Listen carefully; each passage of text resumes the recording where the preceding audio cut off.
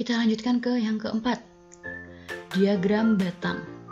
Membaca data dalam bentuk diagram batang. Kalau tadi di diagram gambar, banyaknya data diwakili dalam bentuk gambar. Kalau di sini, di diagram batang, datanya diwakili dalam bentuk batang persegi panjang, seperti ini. Nah sekarang coba kalian simak diagram batang berikut ini. Informasi apa yang kita dapat dari diagram batang di samping? Informasi apa? Nah, cara membacanya bagaimana? Nah, kita lihat. Ternyata ada dua garis ya. Garis yang mendatar dan garis yang tegak. Yang horizontal maupun yang vertikal. Yang horizontal atau yang mendatar sebagai golongan darah, sedangkan yang tegak sebagai banyaknya siswa. Maka cara membaca datanya, siswa yang bergolongan darah A ada berapa anak ini? Kita lihat batang persegi panjangnya ini berhenti di angka atau sejajar dengan angka, puncaknya sejajar dengan angka 6. Maka siswa yang memiliki golongan darah A ada 6. Sebanyak 6 siswa memiliki golongan darah A. Kalau golongan darah B ada berapa? Kita lihat ini, sejajar dengan angka 8. Maka sebanyak 8 siswa memiliki golongan darah B. Kalau AB 12 siswa memiliki golongan darah AB. Yang O, golongan darah O ada berapa ini? Kita lihat, kita telusuri ya. Oh, ini sejajar dengan garis yang ini ternyata 4. Banyaknya siswa 4, maka sebanyak 4 siswa memiliki golongan darah O. Nah ini kalau mereka pas dengan garis ya. Nah kalau misalnya ternyata dia di tengah-tengah seperti ini bagaimana? Nah ini kebetulan skalanya 1, 2, 3, 4, 5, selisihnya 1 semua. Nah coba sekarang kalian buka buku halaman 131, buku cetak halaman 131. Nah yang paling bawah ada diagram batang. Coba kalian lihat, itu ada diagram batang tinggi badan. Yang memiliki tinggi badan 147 cm itu ada berapa orang itu? Nah itu diagram batangnya, puncak batang persegi panjangnya tidak ada angka yang sejajar dengan puncaknya, ya atau tidak? Nah tapi kalau kita lihat ternyata ya batang persegi panjang itu berada di antara angka 4 dan angka 6. Angka berapakah yang berada di antara angka 4 dan 6? Angka 5. Maka banyak siswa yang memiliki tinggi badan 147 cm adalah 5 siswa. Kalau yang 151 cm berarti berapa siswa? Ayo dibuka bukunya ya, halaman 131 ya, buku cetak halaman 131. Kalau belum buka silahkan ini di pause dulu, kalian ambil buku cetak, kemudian kalian buka halaman 131 sambil mendengarkan penjelasan Miss, sambil melihat gambarnya. Ya, bisa lanjutkan. Maka dari itu yang memiliki tinggi badan 151 cm ada berapa siswa? Yaitu puncak batang persegi panjangnya berada di antara angka 6 dan 8. Yang berada di antara angka 6 dan 8 adalah angka 7, bilangan 7. Maka banyaknya siswa yang memiliki tinggi badan 150 cm adalah 7 siswa. Kalau yang lain pas di garis ya, berarti bisa kita lihat itu puncaknya sejajar dengan angka berapa. Nah berikutnya kita akan menafsirkan data. Kita kembali ke videonya. Menafsirkan data dalam bentuk diagram batang. Tadi kalian sudah membaca data, sudah mendapatkan informasi banyaknya siswa yang bergolongan darah A, B, dan O. Sekarang kita menafsirkan data. Data tertinggi jelas kita bisa lihat dari batang persegi panjang yang paling tinggi. Siapa yang paling tinggi? A, B atau O?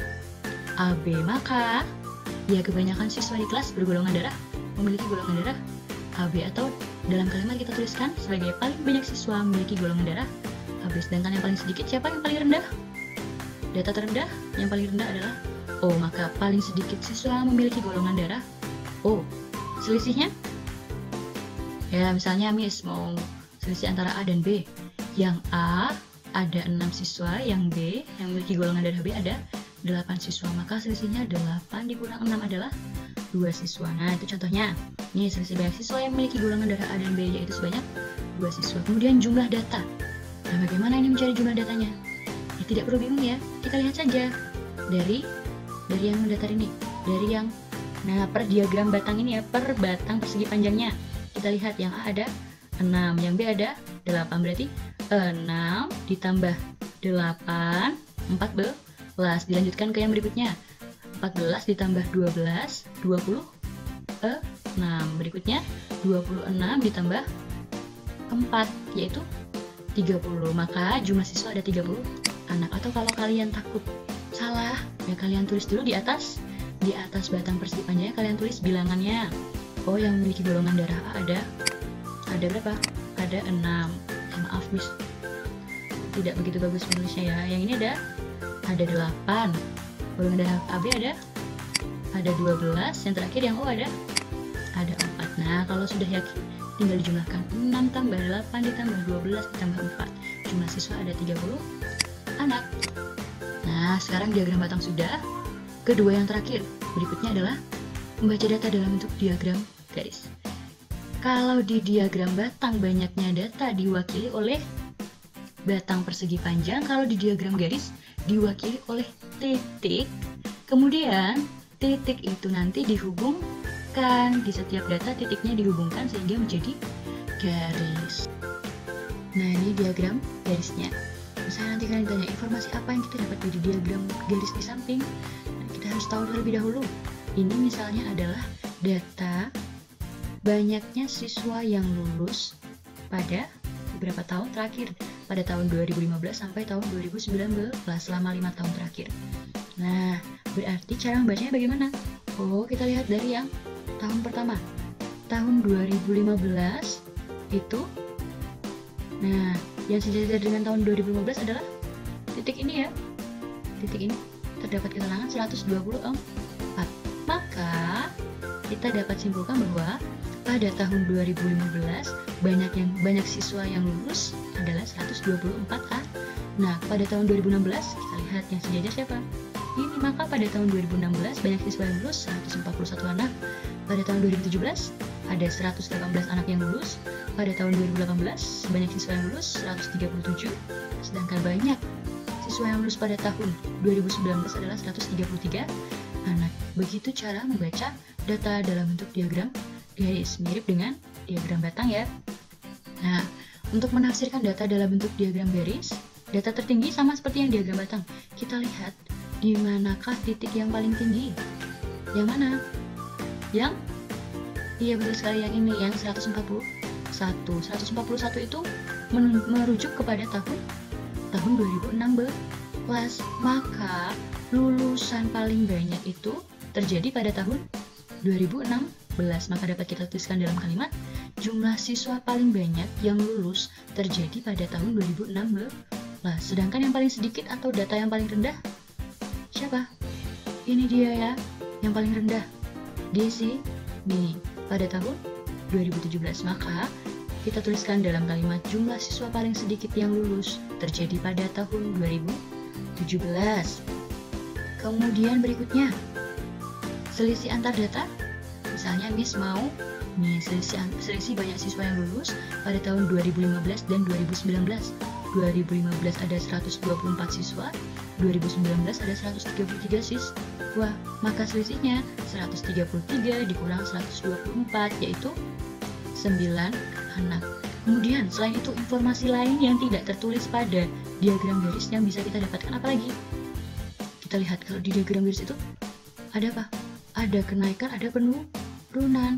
Dari 2015 ke 2016 naik, diagramnya naik ya. Dari 2016 ke 2017 turun, terus naik lagi, turun lagi. Ini turun drastis ya. Nah, maka informasi lain yang bisa kita dapatkan dari diagram garis adalah pada tahun 2016 ke tahun 2017 jumlah siswa yang lulus, ini kan jumlah siswa yang lulus ya, mengalami penurunan.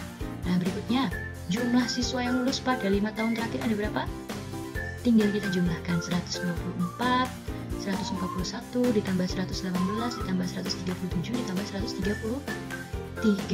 Ini akan menjadi jumlah siswa yang lulus selama 5 tahun. Selama 5 tahun terakhir ini, atau sebagai jumlah data. Maka jumlah seluruh siswa yang lulus selama 5 tahun tersebut adalah, kalian jumlahkan akan mendapatkan 653 siswa. Nah, begitu cara menafsirkan data dalam bentuk diagram garis, maka kita mendapatkan tambahan ya. Oh, kalau di diagram garis bisa dilihat kenaikan dan penurunan datanya.